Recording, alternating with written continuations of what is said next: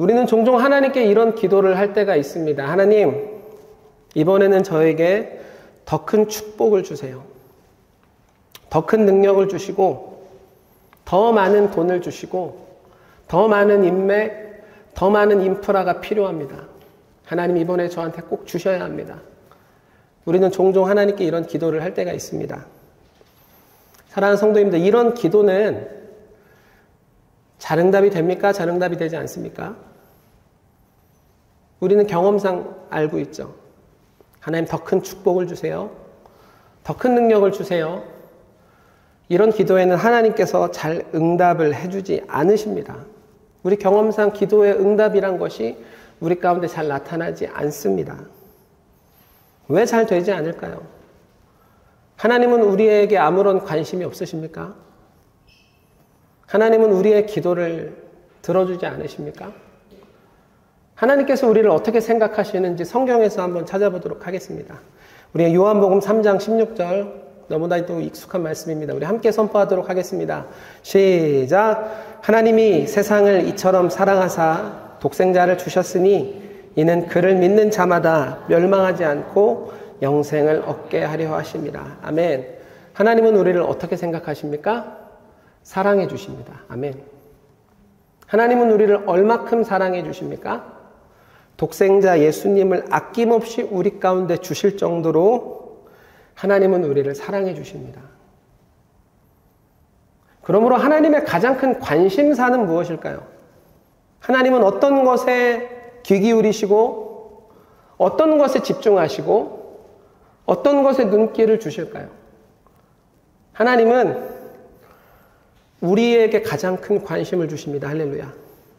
오늘 이곳에 모여있는 사람들, 하나님 앞에 예배하기 위해서 나아온 사람들, 말씀을 들을 때마다 그것이 은혜가 되고 새로운 도전을 삼겠노라고 계속해서 다짐하며 주님 앞에 나아가는 우리들, 하나님은 우리에게 가장 큰 관심을 갖고 계십니다.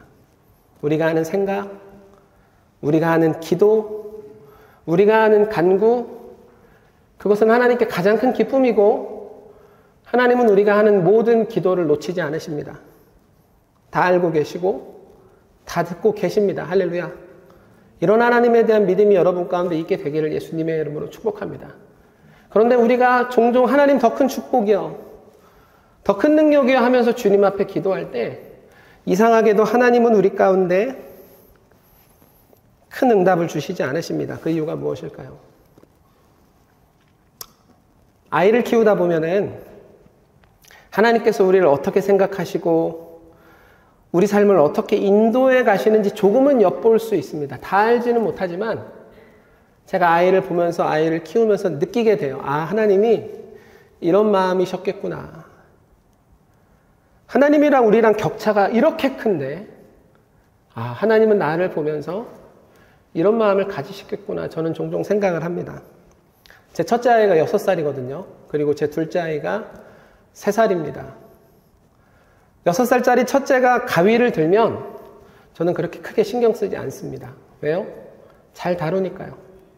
자기가 필요한 만큼 자르고 자기가 필요한 만큼 사용해서 원래 있었던 자리에 잘 보관을 합니다. 그래서 첫째 아이가 가위를 다룰 땐 저는 별로 그렇게 신경을 쓰지 않습니다. 근데 둘째 아이는 3살인데 둘째 아이가 가위를 들면 저는 그 아이가 울든 말든 소리부터 지릅니다. 그리고 얼른 가서 그 가위를 뺐습니다. 왜 뺐습니까? 첫째를 더 사랑하고 둘째를 더 미워해서 그런 겁니까? 첫째는 나한테 잘했고 둘째는 나한테 잘 못했기 때문에 그렇습니까? 아니요. 첫째는 가위를 잘 다루거든요. 그 가위의 사용법을 알고 그 가위가 얼마나 위험한지도 첫째는 잘 알고 있습니다. 그래서 내비둬요. 그런데 둘째는 아직 그것을 잘 모릅니다. 가위를 잘못 사용하면 어떤 일이 벌어지는지, 가위를 동생한테 내밀면 어떤 일이 벌어지게 되는지 둘째는 아직 거기에 대해서 깊이 알지 못합니다. 그래서 사랑해서 용납하고 미워해서 뺏는 것이 아니라 그 가위가 둘째를 다치게 할까봐, 둘째 주변을 다치게 할까봐 저는 얼른 둘째 아이의 가위를 뺐습니다. 우린 종종 하나님께 기도합니다. 하나님 더 큰 축복이요, 더 큰 능력이요. 하나님께서 이 기도에 잘 응답하지 않으시는 이유가 무엇입니까? 간단하게 정립이 되는 것입니다. 우리가 아직 그만한 축복을 감당할 만한 준비가 되어 있지 않기 때문입니다. 다시 말하면 그 축복이 나한테 주어지면 그 축복이 나를 망치거나 내가 그 축복에 취해서 이리저리 휘둘릴 수 있는 인생이 될 가능성이 굉장히 크기 때문입니다. 축복을 감당하지 못하는 인생의 특징이 무엇일까요? 내가 어떻게 이 축복을 누리게 되었는지, 그리고 나에게 축복을 주시는 분이 누구인지 구분하지 못하는 인생이 될 가능성이 굉장히 큽니다. 그래서 하나님께서 때로는 축복을 가지고 우리 가운데 훈련하실 때, 우리 가운데 연단을 주실 때, 우리가 축복을 잘 다루지 못하면 우리 입에서는 나도 모르게 계속해서 하나님을 향한 불만과 원망이 터져나올 수밖에 없습니다. 하나님, 제가 쌓은 축복입니다. 하나님, 제가 이룬 축복이고 제가 만든 축복입니다. 하나님, 왜 하나님 마음대로 하십니까? 하나님, 정말 서운합니다. 왜 이렇게 하십니까? 우리가 이 축복을 어떻게 누릴 수 있는지 구분을 못하면, 우리에게 축복을 주시는 분이 누구인지 우리가 구분을 못하면 우리는 하나님 앞에 원망하는 인생이 될 수밖에 없습니다. 그렇기 때문에 그리스도인에게 무조건 많다, 무조건 넘친다, 무조건 풍족하다, 미안하지만 이건 그리스도인에게 축복이라고 말할 수가 없습니다. 사랑하는 성도님들, 지나치게 많은 것이 축복입니까? 지나치게 똑똑한 것이 축복입니까? 태어날 때부터 다 누리고 있고 태어날 때부터 다 갖고 있습니다. 그것이 축복입니까? 어떤 사람들은 그걸 축복이라고 말할 수 있겠죠. 그리고 만약 우리가 그것을 갖고 있을 때 세상 사람들은 우리의 그런 많음을, 지나침을 부러워할 수도 있습니다. 그런데 성도님들 생각해 보세요. 그 하나도 훈련되지 않은, 그 하나도 연단되지 않은 그 지나침 때문에 내가 하나님께 원망하는 인생이 된다면, 내가 하나님께 불평하는 인생이 된다면, 그래서 하나님으로부터 멀어지고 하나님과 서운한 인생이 된다면, 성도님들 그거 정말 축복 맞습니까?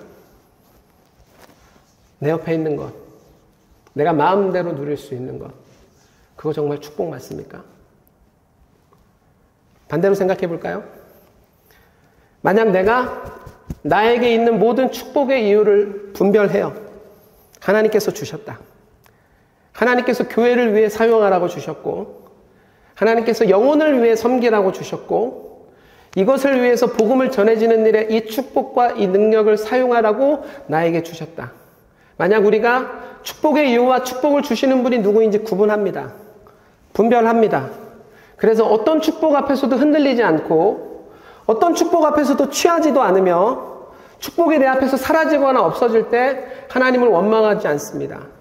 만약 우리 인생이 이런 인생이 될 수 있다면 우리는 어떻게 될까요? 저는 확신합니다. 하나님께서 그 인생 위에는 하나님 수준의 능력과 축복을 하나님의 때에 맞게, 하나님의 수준에 맞게 가득 부어주실 줄 믿습니다. 할렐루야. 왜 그렇습니까? 하나님은 그런 인생을 자랑하시거든요. 하나님은 그런 인생을 사용하시거든요.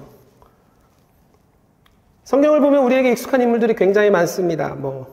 모세, 다윗, 아브라함, 다니엘. 이들이 성경에 기록된 이유가 무엇입니까? 하나님께서 그들의 인생을 성경을 통해 자랑해 놓으시는 거예요. 누구에게? 세상 가운데. 누구에게? 앞으로 그리스도인이 될 수많은 사람들에게.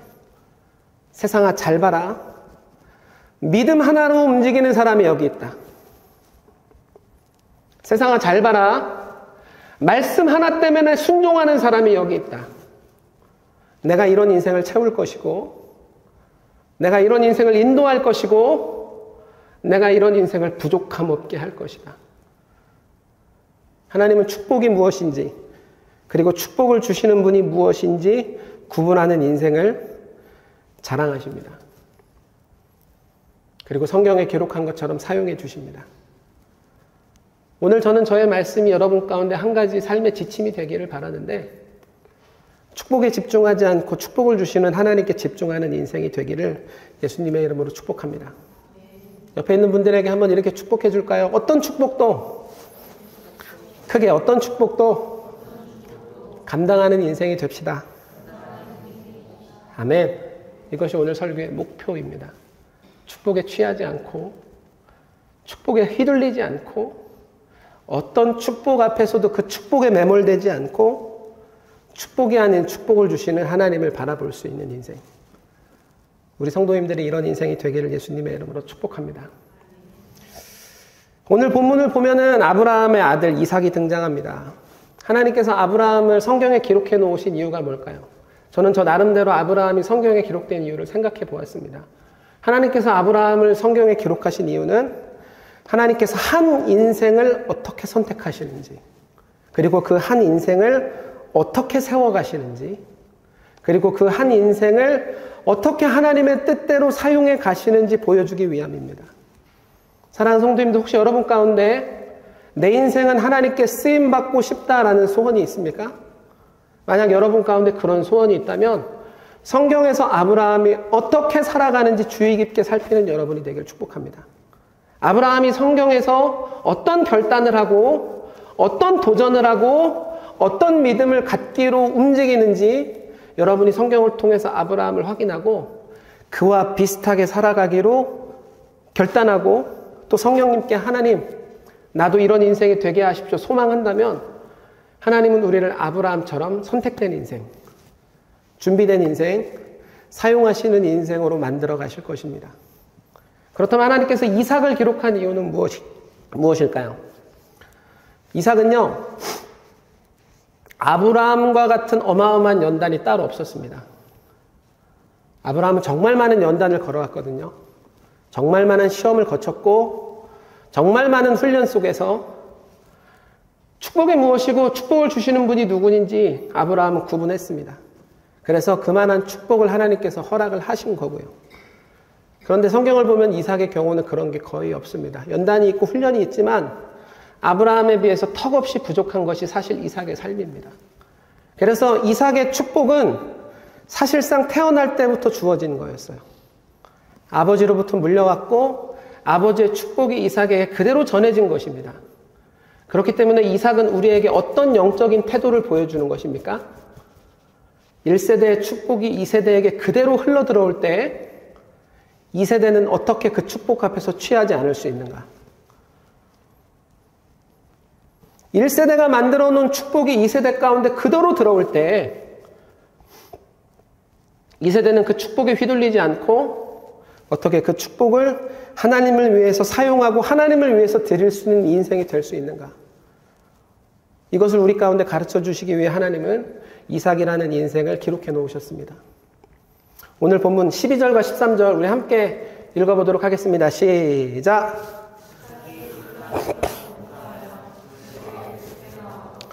여호와께서 복을 주심으로 그 사람이 창대하고 왕성하여 마침내 거부가 되어. 아멘. 우리는 여기서 중요한 한 가지 사실을 발견해야 하는데 이삭의 인생은 축복이 가득했습니다. 보이십니까? 이삭의 인생은 축복이 가득했다고 이야기합니다. 그런데 그 축복이 가득할 수 있었던 이유가 무엇입니까? 아버지가 축복자였고 그 축복이 그대로 이삭에게 흘러왔기 때문입니까? 그랄이라는 땅이 풍족하고 씨만 심으면 열매가 족족 열리는 땅이었기 때문입니까? 이삭이 최선을 다했고 주어진 열매를 성실하게 구분하고 저축했기 때문입니까? 오늘 성경에는 그런 이야기가 나오지 않습니다. 이삭이 축복 가득한 인생을 살 수 있었던 이유를 성경은 이렇게 이야기합니다. 여호와께서 복을 주심으로. 한번 따라해 보시겠습니까? 여호와께서 복을 주심으로. 아멘. 한 번 더 따라해 보시겠습니까? 여호와께서 복을 주심으로. 아멘. 사랑하는 성도님들, 이 말씀이 여러분 인생의 기반이 되기를 예수님의 이름으로 축복합니다.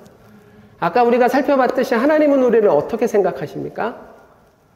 독생자 예수 그리스도를 아낌없이 주실 정도로 하나님은 우리를 가장 사랑하십니다. 두 번째, 세 번째로 사랑하시지 않습니다. 하나님은 우리를 가장 사랑하십니다. 그것이 독생자 예수 그리스도를 주셨다는 모습인 것입니다. 그런데 우리에게 독생자 예수 그리스도를 주신 하나님은 어떤 분이십니까? 이 땅을 말씀으로 지으신 창조주요 전능자 되십니다. 할렐루야. 나를 사랑하시는 하나님이 어떤 분인지 보이십니까? 그럼 이제부터 우리는 무엇을 해야 합니까? 셈을 잘 해야 합니다. 셈을 잘 해야 합니다. 무엇이 우리 가운데 가장 큰 축복입니까? 무엇이 우리 가운데 가장 큰 소망입니까? 갖고 있었던 기반입니까? 내가 지금 살아가고 있는 좋은 터전입니까? 많은 후계가 있고 많은 다음 세대가 있으면 그것이 교회의 축복이고 그것이 우리의 희망입니까? 아니, 오늘 본문은 우리 가운데 딱 한 가지 희망을 함께 우리 가운데 전하고 있는데 그것이 무엇이냐면 여호와께서 이삭과 함께 하시며 이삭에게 복을 주심으로. 아멘. 그러므로 우리 인생은 1세대가 우리 가운데 아무것도 주지 못했다 하더라도 반드시 열매 맺는 인생이 되는 것입니다. 할렐루야. 내가 거하고 있는 땅이 척박하고 메말라서 아무리 씨앗을 뿌려도 아무것도 되지 않을 것처럼 느껴진다 하더라도 하나님이 우리와 함께 하시면 하나님의 결과가 나타나고 하나님의 인도하심이 나타나는 인생이 되는 것입니다. 할렐루야. 우리의 축복은 무엇입니까? 이 땅을 창조하신 전능자 하나님께서 우리를 가장 사랑하시고 우리와 함께 하신다고 약속하시는 것입니다. 그런데 14절에 문제가 생기기 시작합니다. 우리 14절 말씀 한번 읽어보도록 하겠습니다. 시작. 종이 심이 많음으로 블레셋 사람이 그를 시기하여. 어떤 일이 벌어지는지 제가 한 번 더 읽어보겠습니다. 양과 소가 떼를 이루고 종이 심이 많음으로 어떻게 돼요? 블레셋 사람이 그를 시기하여. 아까 제가 처음에 말씀드렸죠. 지나치게 많은 것, 아주 많은 것을 갖고 태어나는 것, 이거 그리스도인에게 축복이라고 무조건 말할 수 있습니까? 아니요, 절대 그렇게 말할 수 없습니다. 이삭은 별다른 과정 없이 그 축복이 다 주어집니다. 여러분이 이삭의 인생이 부러우십니까?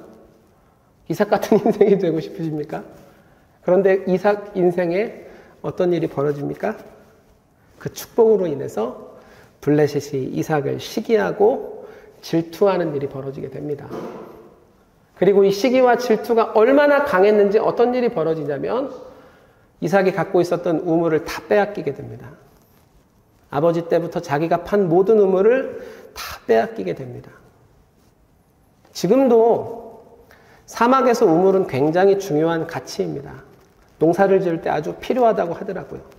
그런데 고대 때는 우물이라는 가치는 현재와 비교할 수가 없습니다. 우물이란 건 파고 싶다고 팔 수 있는 게 아닙니다. 우연찮게 어떻게 얻어 걸리는 거죠. 수요와 공급을 조절할 수 있는 가치가 아닙니다. 우물이라는 것은. 그렇기 때문에 우물을 가진 자는 어떻게 됩니까? 재력을 갖게 됩니다. 우물을 가진 자는 어떻게 됩니까? 권력이 따라오게 됩니다. 우물을 가지면 어떻게 됩니까? 그 지역을 당연히 다스리는 사람이 되는 것입니다. 그만큼 우물이 갖고 있는 가치라고 할까요? 어마어마한 것입니다. 그런데 오늘 이삭은 어떻게 됩니까? 그 우물을 다 뺏깁니다. 하나 뺏기고 뭐 하나 주고 하나 취하고 뭐 이렇게 하는 것이 아니라 다 빼앗기게 됩니다. 우리 한번 말씀을 찾아볼까요? 창세기 26장 15절입니다. 함께 읽겠습니다. 시작. 그 아버지 아브라함 때에 그 아버지의 종들이 판 모든 우물을 막고 흙으로 메웠더라. 창세기 26장 20절입니다. 함께 읽겠습니다. 시작.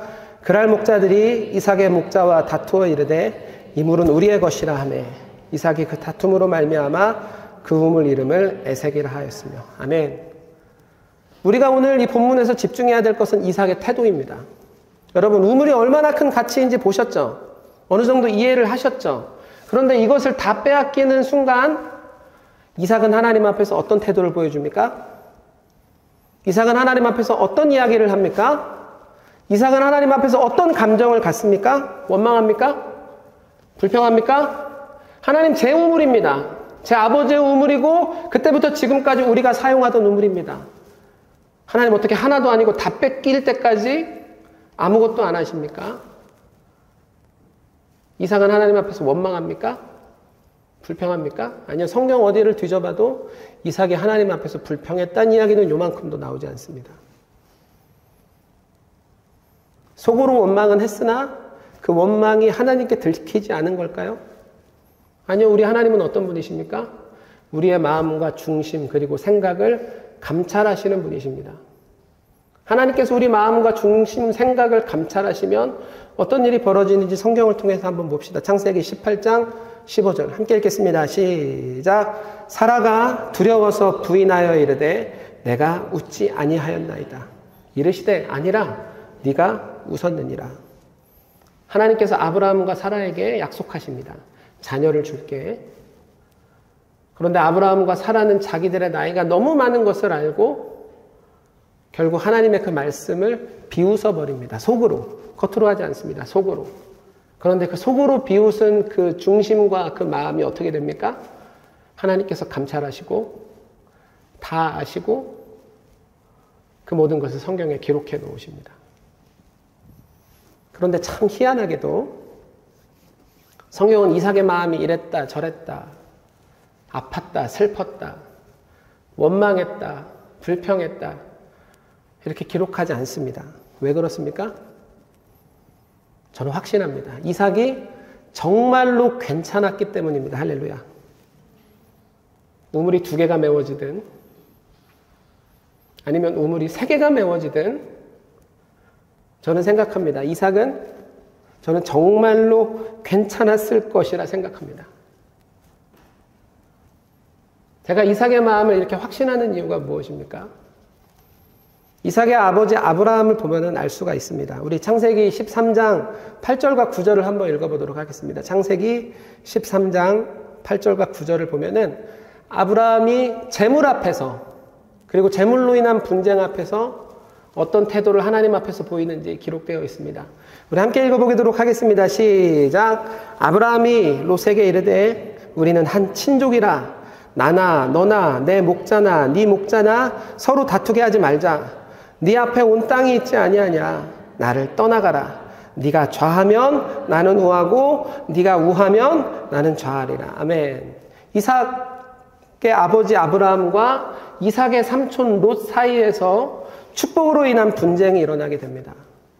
이 분쟁을 종식시키기 위해서 아브라함은 굉장히 파격적인 제안을 하나 하는데 그것이 무엇이냐면 롯, 네가 먼저 눈으로 좋은 것을 봐봐. 그리고 네가 먼저 가장 좋은 것들을 다 선택해. 그러고 나면 내가 네가 선택하지 않은 것들을 선택할게.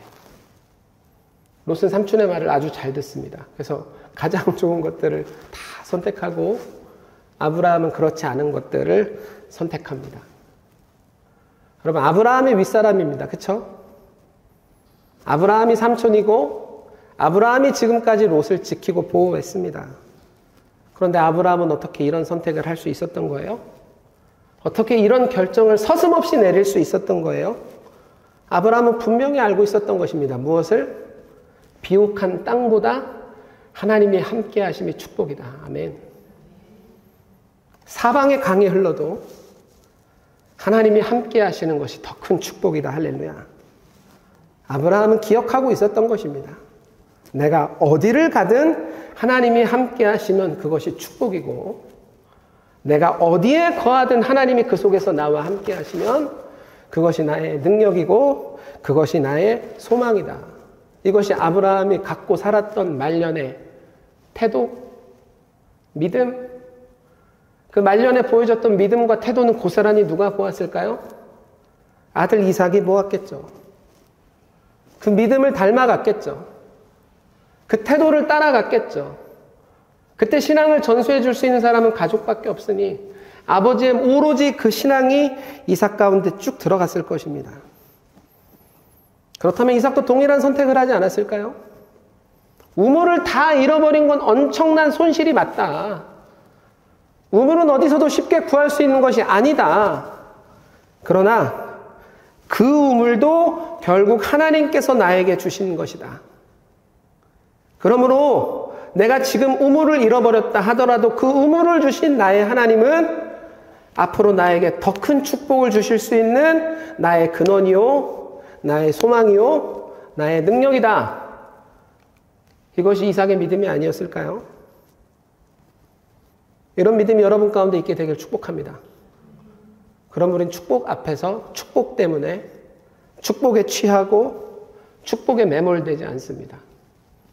축복 때문에 신경 쓰이고 축복 때문에 아파하고 축복이 나의 그리스도인다움을 망치지 않습니다. 만약에 지금 내가 갖고 있는 축복이 나의 생명이고 나의 행복이라면 이거 어떻게든 빼앗기지 말아야죠. 그렇죠?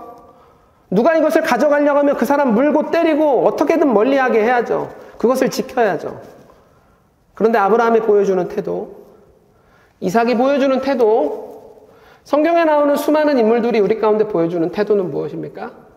그들은 축복에 집중하지 않습니다. 축복을 주시는 하나님께 집중하며 하나님께 더 큰 축복을 소망하고 실제로 그것을 누리는 인생으로서 우리 가운데 그리스도인이 어떻게 살아가야 하는지를 보여주는 것입니다. 이런 은혜가 우리 가운데 있게 되길 축복합니다. 가끔 청년들이 저한테 이런 질문을 해요. 목사님 말씀하신 대로 하나님께 순종하고 하나님을 섬기며 살아가니 그 삶이 너무 기쁘고 너무 행복합니다. 그런데 목사님, 제게 주어진 시간이 24시간이기에 하나님을 위해서 그 시간을 쓰다 보면 저를 위해서 쓸 수 있는 시간이 계속해서 줄어듭니다.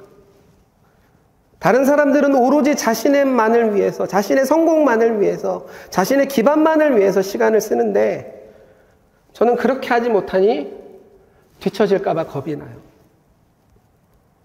저는 그렇게 시간을 사용하지 못하니 경쟁에서 도태될까 봐 겁이 나요. 가끔 그런 친구들이 있습니다.